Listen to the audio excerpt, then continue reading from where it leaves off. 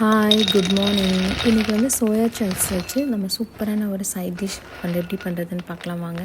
First வந்து இந்த soya சங்க்ஸை வந்து நல்லா வாஷ் பண்ணிவிட்டு அதுக்கப்புறமா நம்ம சுடு தண்ணியில் வந்து இது சோக் பண்ண வச்சிடலாம்.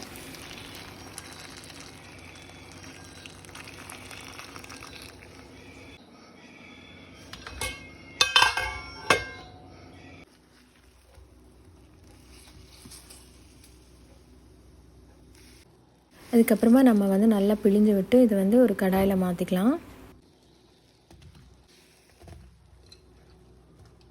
வெங்காயம், தக்காளி, கொத்தமல்லி, பச்சை மிளகாய் இந்த மாதிரி கட் பண்ணி வச்சுக்கணும். அதே மாதிரி இஞ்சி வெளுத்துள்ளி பேஸ்ட் வந்து நம்ம 1 டீஸ்பூன் ஆட் பண்ணிக்கலாம். நல்லா இதெல்லாம் ஆட் பண்ணி உப்பும் கொஞ்சம் போட்டுட்டு நல்லா மிக்ஸ் பண்ணி விட்டுக்கலாம் முதல்ல. அதுக்கப்புறமா மஞ்சத்தூள், மிளகாத்தூள் வேணும்னு இல்லை, ஏன்னா நம்ம பச்சை மிளகா சேர்த்துருக்கோம்ல, அதனால் வேண்டாம். அப்புறமா கரம் மசாலா கொஞ்சம் வந்து மல்லித்தூள் வந்து ஒரு 1.5 டீஸ்பூன் போட்டிருக்கேன் நான். அதே மாதிரி போட்டு நல்லா மிக்ஸ் பண்ணி விட்டுக்கோங்க. இதில் வந்து நம்ம சிக்கன் மசாலா இல்லைனா வந்து மீட் மசாலா எதுனாலும் ஆட் பண்ணிக்கலாம். ஆட் பண்ணி அதையும் நல்லா ஒரு 1.5லேருந்து 2 டீஸ்பூன் வரைக்கும் ஆட் பண்ணிட்டு நல்லா மிக்ஸ் பண்ணி விட்டுக்கோங்க. கொஞ்சமாக சாஸ் ஊற்றிக்கோங்க. டொமேட்டோ கெச்சப்பு இல்லைனா சாஸ் எதுனாலும் ஓகே தான். ஒரு 2 டேபிள் ஸ்பூன் மட்டும் ஊற்றிட்டு நல்லா மிக்ஸ் பண்ணி விட்டுட்டு அதுக்கப்புறமா அடுப்பில் தூக்கி வச்சு நம்ம வந்து மீடியம் ஃப்ளேமில் தான் குக் பண்ண போகிறோம்.